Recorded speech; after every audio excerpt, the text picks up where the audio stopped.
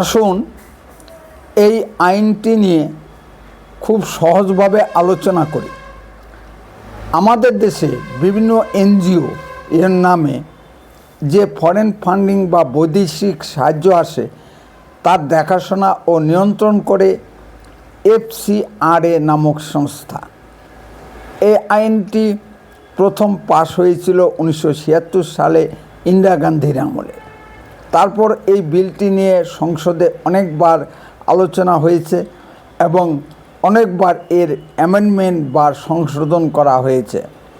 প্রথম সংশোধন করা হয় 1984 সালে, তারপর 2010, 2020 ও শেষ সংশোধন করা হয় 2022 সালে। এবার আবার 2026-এ এসে পুনরায় সংশোধনের প্রয়োজন হয়ে পড়েছে। 1976 সালে বিদেশি অনুদান নিয়ে সংসদে প্রথম আইন আনা হলে পশ্চিমা বিশ্বে, বিশেষ করে আমেরিকা, চীন ও মধ্যপ্রাচ্যের দেশগুলোতে ব্যাপক আলোচনা শুরু হয়। বিভিন্ন এনজিও এবং কিছু ভারতীয় রাজনৈতিক দল এর বিরোধিতায় রাস্তায় নামে। বিদেশি রাষ্ট্রগুলো ভীত সন্ত্রস্ত হয়ে পড়ে যে ভারতে আর বুঝি অনুদান পাঠানোর সম্ভব হবে না। বিদেশি রাষ্ট্রগুলো দান করার মতো কিছু ক্ষেত্র তো চাই। তারা মনে করে ভারতে সেই ক্ষেত্র যেখানে কোনো শর্ত ছাড়াই যে কোনো ক্ষেত্রে অবাধে অনুদান পাঠানো যায়, তা সে ধর্মান্তরিত করার কাজেই হোক বা মসজিদ তোলার ক্ষেত্রেই হোক। তখন ভারতের আর্থিক অবস্থা এতটা দুর্বল ছিল যে বিদেশি সাহায্য ছাড়া ভারতে চলত না। খাদ্যের অভাবে ভারতকে আমেরিকা ও রাশিয়ার মুখাপেক্ষী হয়ে থাকতে হতো। ভারতের মাদ্রাসাগুলোতে অবাধে বিদেশি অনুদান বা ফরেন ফান্ডিং আসতো আরব দেশগুলো থেকে। দুর্বল নীতির কারণে ভারতের কিছু করার ছিল না, যার জন্য মাদ্রাসাগুলো ফুলে ফেঁপে উঠেছে এবং বলপূর্বক ধর্ম পরিবর্তনের কাজে নেমে যাচ্ছিল। সম্প্রতি নেপাল সরকার বিরোধী আন্দোলনের পিছনে মাদ্রাসাগুলোর ভূমিকা আছে। বিদেশি ফান্ডিং নিয়ে ভারতে সামাজিক অস্থিরতা সৃষ্টি হচ্ছিল। শোনা যায় মুসলিম যুবকদের হিন্দু মেয়ে বিয়ের ক্ষেত্রে বর্ণ অনুযায়ী মসজিদ থেকে ফান্ডিং করা হয়। এর পিছনেও আছে বিদেশি ফান্ডিং। নমস্কার, আপনারা শুনছেন উত্তরের কণ্ঠ। উত্তরের কণ্ঠ থেকে আমি প্রভাত বসাক, তুফানগঞ্জ, কোচবিহার। এবার একটু আলোচনায় আসি। পশ্চিমা বিশ্বে ও আমেরিকায় এত আলোচনার কারণ কি? পশ্চিমা বিশ্ব ও আমেরিকা টাকা পাঠায় মূলত খ্রিস্টান মিশনারিদের মাধ্যমে ও বিভিন্ন এনজিওর মাধ্যমে। এদের কাজ কি?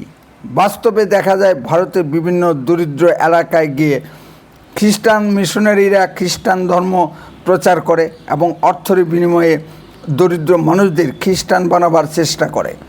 সেবার আড়ালে তাদের মূল কাজ দরিদ্র ভারতীয় মানুষদেরকে খ্রিস্টান ধর্মে দীক্ষিত হবার জন্য উদ্বুদ্ধ করা। সেবাটা আসল কাজ নয়। উত্তর পূর্ব ভারতে এবং মধ্য ভারতের আদিবাসী অঞ্চলে বিভিন্ন এনজিওর কাজ অনুসন্ধান করে দেখা গেছে খ্রিস্টান ধর্ম প্রচারের সঙ্গে সঙ্গে মানুষের মধ্যে ভারত বিরোধী মনোভাব সৃষ্টির জন্য অনবরত কাজ করে যাচ্ছে খ্রিস্টান মিশনারিরা। এই কারণে উত্তর পূর্ব ভারতের রাজ্যগুলি খ্রিস্টান রাজ্যে পরিণত হয়েছে। প্রত্যেক অঞ্চলেরও কিছু কিছু সমস্যা থাকে। ভারতের বিকাশ সব জায়গায় সমানভাবে হয়নি। সেটাকে উপজীব্য করে ভারত বিরোধী প্রচারণা চালায় বিভিন্ন এনজিও ও খ্রিস্টান মিশনারিরা। তাদের মদতেই ওই সমস্ত অঞ্চলে ভারত বিরোধী আন্দোলন মাথাচাড়া দিয়ে ওঠে এবং ভারত থেকে বিচ্ছিন্ন হতে অবিরাম প্রয়াস করছে। মণিপুরে কুকি ও মেইতি হিন্দুদের দ্বন্দ্ব এই কারণেই। মেঘালয়, নাগাল্যান্ড ও মিজোরাম খ্রিস্টান রাজ্যে পরিণত হয়েছে। কেরলে হিন্দু, মুসলিম ও খ্রিস্টান সংখ্যা প্রায় সমান সমান। কোথাও কোথাও কিছু সামাজিক সমস্যাও সৃষ্টি করে খ্রিস্টান মিশনারিরা। কিছুদিন পূর্বে সংবাদে প্রকাশিত হয়েছিল গ্রাহাম স্টেইন নামে এক খ্রিস্টান মিশনারি উড়িষ্যার জঙ্গল এলাকায় খ্রিস্টান ধর্ম প্রচারের উদ্দেশ্যে যায় এবং খ্রিস্টান ধর্ম গ্রহণে জোরাজুরি করতে থাকে।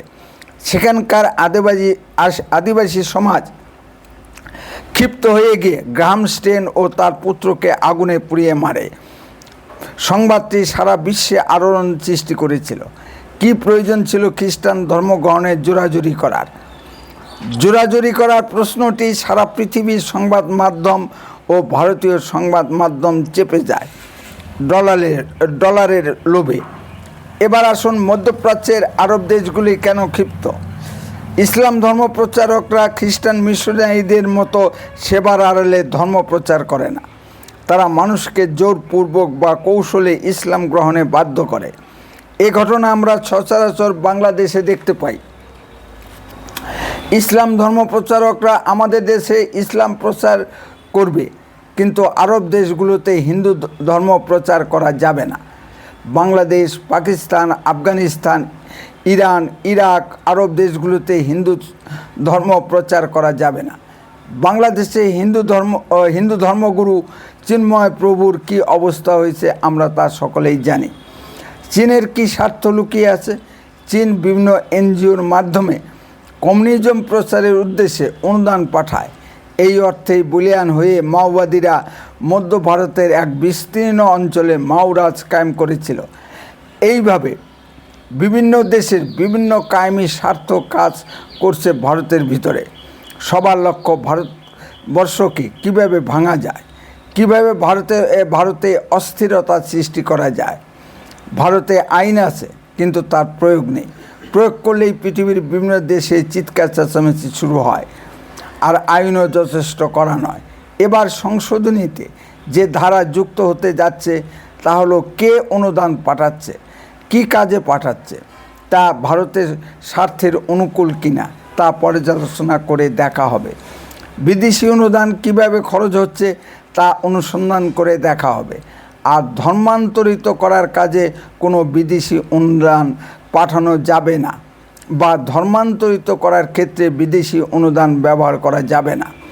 কিছুদিন আগে একটি সংবাদে দেখেছিলাম, পশ্চিমবঙ্গের সীমান্ত লাগোয়া ঝাড়গ্রাম জেলার এক প্রত্যন্ত গ্রামে মাত্র 2 ঘর মুসলিম সম্প্রদায়ের মানুষের বাস, কিন্তু মসজিদটি ঝা চকচকে দোতলা।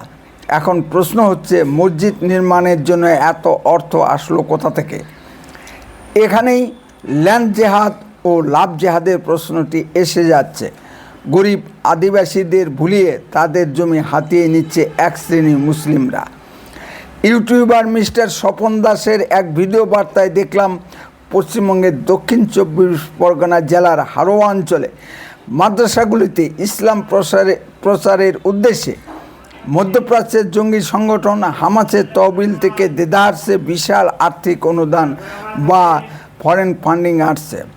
মাদ্রাসাগুলো থেকে অনুপ্রবেশকারীদের জন্য জাল নথি তৈরি করে দেওয়া হতো। এই জাল নথি নিয়েই অনুপ্রবেশকারীরা ভারতের সর্বত্র ছড়িয়ে পড়েছে। মমতা ব্যানার্জির ভাষায়, এদের কাছে সব ডকুমেন্ট আছে, সেটা জাল কিনা দেখার প্রয়োজন নেই। ভোটে হারার পরেও মার্কিন বিদেশ সচিব ভারতে এসে কলকাতায় মমতা ব্যানার্জির সঙ্গে দেখা করে গিয়েছিল। কেন? প্রশ্ন তো উঠবেই। ভারতবর্ষ কি ফরেন ফান্ডিংয়ের মৃগয়া ক্ষেত্রে পরিণত হলো? এর একটা সামাজিক অভিঘাতও আছে। মুর্শিদাবাদের বেলডাঙ্গায় হুমায়ুন কবিরের বাবরি মসজিদ করার জন্য কি পরিমাণ ফরেন ফান্ডিং আসছে তা তদন্ত করে দেখা দরকার।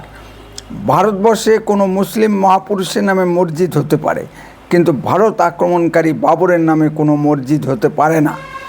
এই সকল কারণেই FCRA আইনে কড়া ধারা যুক্ত করা প্রয়োজন। দিল্লিতে প্রশ্ন ফাঁস নিয়ে জেনজির আন্দোলন আমরা দেখলাম। এই আন্দোলন হয়তো কিছুটা যৌক্তিকতা আছে। আমাদের ছেলেমেয়েদের ভবিষ্যৎ নিয়ে ছিনিমিনি খেলা কখনোই কাম্য নয়। এই আন্দোলনের পিছনেও আছে বিদেশি ফান্ডিং। আন্দোলনকারীদের জন্য ব্যাপক খাবারের বন্দোবস্ত করা হয়েছে এবং বিল মেটানো হয়েছে কাতার থেকে। কাতারের কি প্রয়োজন আছে ভারতের আন্দোলনকারীদের জন্য খাবারের ব্যবস্থা করা? পৃথিবীর কোনো প্রভাবশালী দেশের ইঙ্গিতে কাতার হয়তো এই কাজ করেছে। এটা জিওপলিটিক্সের ব্যাপার। সুতরাং ফরেন ফান্ডিং কে পাঠাচ্ছে, কেন পাঠাচ্ছে, এটা তদন্ত অত্যন্ত জরুরি। যতদিন প্লেন হাইজ্যাক হয়নি ততদিন প্লেন হাইজ্যাক সংক্রান্ত আইনের দরকার ছিল না। এখন যেহেতু প্লেন হাইজ্যাক হচ্ছে, তাই প্লেন হাইজ্যাক সংক্রান্ত আইনের প্রয়োজন হয়ে পড়েছে। যদি আপনাদের কিছু বলার থাকে কমেন্টে বলুন। আর লক্ষ্য রাখুন উত্তরের কণ্ঠের পর্দায়। অনুগ্রহ করে চ্যানেলটিকে সাবস্ক্রাইব করে পাশে থাকুন। বন্দে মাতরম, ভারত মাতা কি জয়।